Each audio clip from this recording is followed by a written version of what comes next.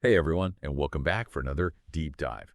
Today we're looking at a really fascinating proposal for a whole new kind of energy market, one that's specifically designed for a future that is uh, powered by renewables. And this isn't just some pie in the sky idea. It comes from Peter Crampton, who's a leading expert, and he's been deeply involved in the electricity market for over 26 years. So he's helped shape the systems that we have now, and his work has been super influential in the field.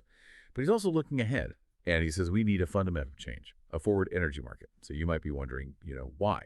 Well, think about it. We're rapidly shifting towards things like wind and solar, which are awesome for the planet. But they behave very differently from the steady hum of fossil fuel plants. Our current system just isn't built for that kind of variability, and it's not just about making renewables work better. This forward market idea also aims to fix a whole bunch of issues from making energy trading more transparent and efficient to tackle the tricky problem of grid congestion.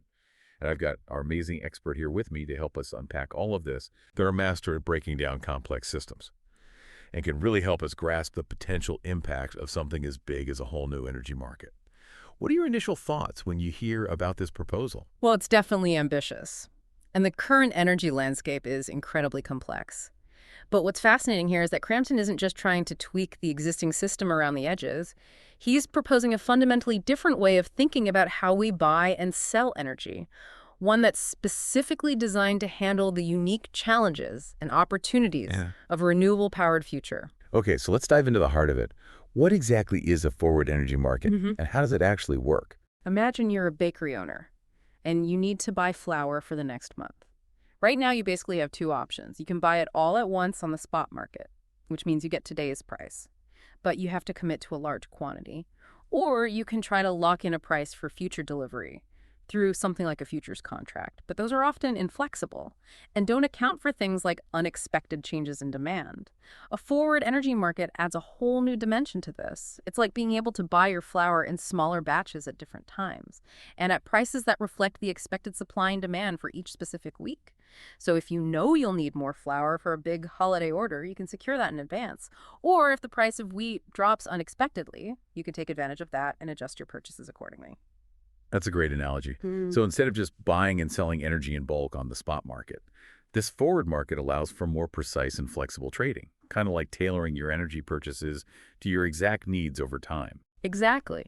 It allows producers to sell their energy in smaller, more specific blocks, and buyers can purchase energy for very specific times and locations on the grid. This is especially valuable for renewables because it allows you to factor in things like wind patterns or how much sunshine you expect in a given week. I see how that kind of granularity could be a game changer, especially as we get more and more of our energy from intermittent sources. But before we get into how this solves specific problems, I'm curious about the technology behind all of this. How does the forward energy market actually function on a practical level? Crampton and his team are developing an open source platform that uses sophisticated algorithms and bidding strategies to match buyers and sellers in real time. Think of it as a highly efficient marketplace Right. where all the transactions are happening automatically, based on a set of rules and parameters designed to optimize the entire system. So it's not like people sitting in a trading pit yelling out bids and offers.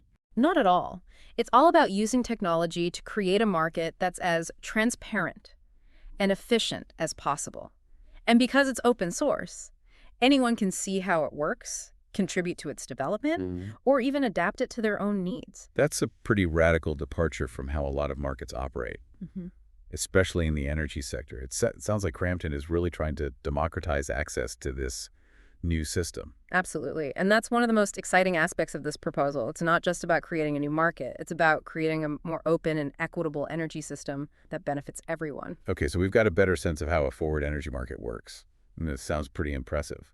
But you mentioned earlier that it's also designed to solve some big problems we're facing with our current system.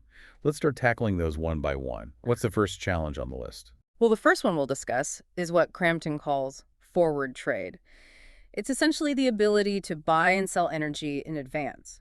But the way we do it now is clunky and inefficient.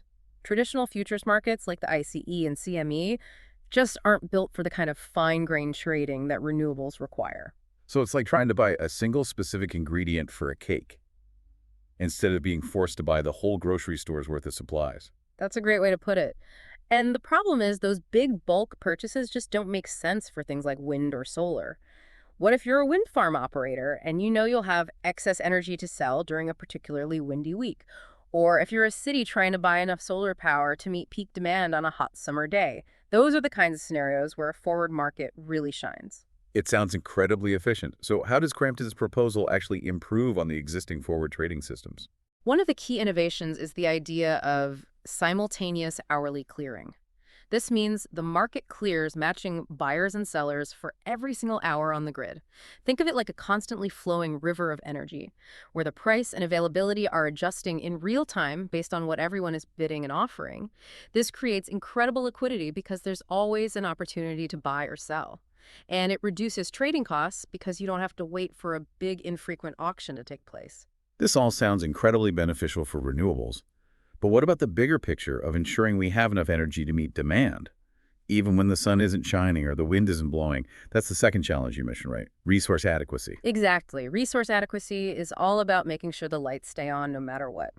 Our current system relies heavily on capacity markets, which are basically long-term contracts where power plants guarantee they'll be available to generate electricity when needed. The problem is these contracts are often locked in 3 years in advance, which is an eternity in the fast-paced world of renewable energy. It seems almost impossible to predict what our energy mix will look like 3 years from now, let alone what the actual demand will be. So how does the forward market approach resource adequacy differently? Instead of relying on these rigid long-term contracts, a forward energy market allows for a much more dynamic and flexible approach. Think of it like building a diversified investment portfolio. You wouldn't put all your eggs in one basket, right? You'd spread your investments across a range of assets with different risk profiles. So in this case, instead of just relying on capacity contracts from traditional power plants, you'd have a mix of forward energy contracts, energy options, and even things like renewable energy certificates, all working together to ensure a reliable supply. Precisely. And because these products are being traded on a continuous basis, you're constantly adjusting and rebalancing your portfolio as conditions change. If a new wind farm comes online, that adds more supply to the market. If there's an unexpected heat wave that drives up demand, the price signals in the forward market will incentivize more generation to come online. It sounds like a much more responsive and resilient system than what we have now. But let's move on to that third challenge you mentioned earlier, congestion risk. I'll admit this one's a bit of a mystery to me. What exactly does it mean? And why is it a problem in the current system? Congestion risk is all about the physical limitations of the electrical grid. Electricity has to travel from where it's generated to where it's consumed. And the grid is like the highway system that carries it there. But just like with roads, you can have traffic jams on the grid if too much electricity is trying to flow through a certain point at the same time. This can lead to all sorts of problems, from higher energy prices to even blackouts in extreme cases. And the challenge is only going to get worse as we add more renewable energy sources to the mix, because they're often located in remote areas far from major population centers. So it's like trying to cram all the cars in a city onto a single highway during rush hour. Exactly. And our current system doesn't really have a good way to manage this. We rely on things like financial transmission rights, which are basically permits that allow you to use a specific portion of the grid's capacity. But these rights are often traded in illiquid markets. And the prices don't always reflect the true cost of transmission. So it's a bit like having a toll booth on that already jammed highway. Mm-hmm. But the price of the toll doesn't actually reflect how bad the traffic is. Yeah. It seems like a recipe for even more congestion. I'm guessing Crampton has a more elegant solution in mind. He does. And it's actually quite brilliant in its simplicity. Instead of having these separate auctions for transmission rights, he proposes integrating congestion risk directly into the pricing of energy products in the forward market. What does that mean in practical terms? It means the price of energy would vary depending on the time of day and the specific location on the grid where it's being delivered. So if you're trying to buy energy during a time when the grid is already congested, you'll have to pay a premium. So it's like surge pricing for electricity, similar to what ride-sharing apps do during peak hours. Exactly. And just like with surge pricing, this creates a powerful incentive for both producers and consumers to shift their behavior in ways that reduce congestion. Producers might choose to generate more electricity during off-peak hours when the grid is less crowded, and consumers might be more willing to shift their energy use to times when prices are lower. This all sounds great in theory, but let's be realistic. Anytime you try to change something as big and complex as the energy system, you're going to face some pushback. Who are the likely opponents to this idea, And what arguments might they use against it? You're absolutely right. Change is never easy. And there are some powerful interests that benefit from the status quo. The most obvious opponents would be the existing players in the energy market, particularly the big futures exchanges like IC and CME. They have a lot invested in the current system. And a forward market could potentially disrupt their business model. It makes sense that they'd want to protect their turf.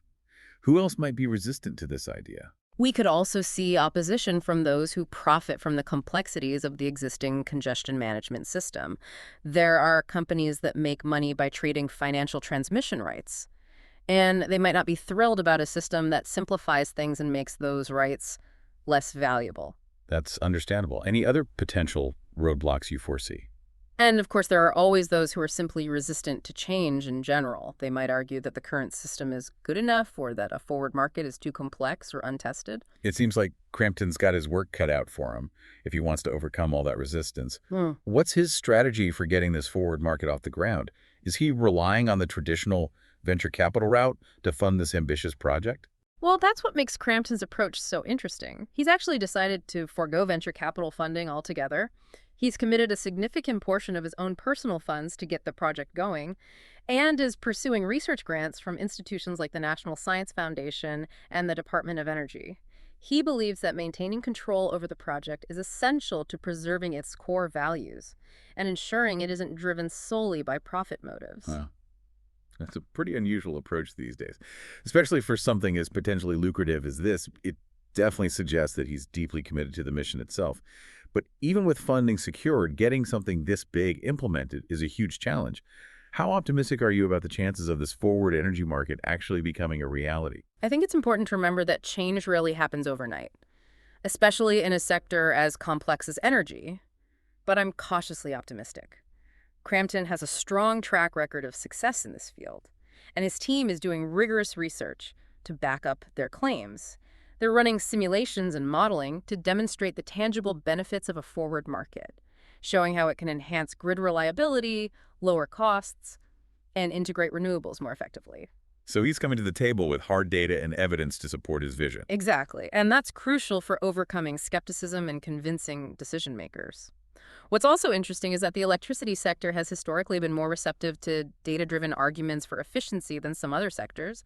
So there's reason to believe that if Crampton can make a compelling case, he can gain traction and build momentum for this idea. It sounds like a battle worth fighting, Yeah. especially given the potential benefits. But stepping back a bit, I'm curious about the bigger picture. If this forward market model proves successful for energy, do you think it could be applied to other sectors as well? That's a really intriguing question, and it speaks to the broader potential of this kind of thinking. There are certainly other sectors facing similar challenges, with managing scarce resources, adapting to rapid change, and coordinating complex systems. What are some areas that come to mind? Well, water management is a prime example. We're facing increasing water scarcity in many parts of the world, and climate change is making rainfall patterns less predictable. A forward market approach could help us manage water resources more efficiently, allowing farmers, cities, and industries to buy and sell water based on their needs and the availability of supply. So it's like creating a more dynamic and responsive system that can adapt to changing conditions, rather than relying on rigid long-term water allocations that might not make sense in a drought year, for example. Exactly. And it's not just about water. We could apply similar principles to transportation systems, where we need to manage congestion and integrate new technologies like electric vehicles, or even to data management, where a forward market could create a more efficient and secure way to buy, sell, and share information. Wow, those are some really fascinating possibilities. It seems like we've only just scratched the surface of what this kind of forward market approach could achieve. I think you're right. This is a really exciting area to watch. And Crampton's work could potentially have a ripple effect far beyond the energy sector. Well, on that note, I want to thank you for joining us on this deep dive into Peter Crampton's vision for a forward energy market. It's been an incredibly illuminating conversation, and I'm definitely feeling more optimistic about the future of energy. It's been my pleasure. And for our listeners who are eager to learn more about this fascinating project, we highly recommend checking out Crampton's website, where you'll find detailed research papers and updates on the development of this groundbreaking market platform. Until next time, stay curious, and we'll catch you on our next deep dive.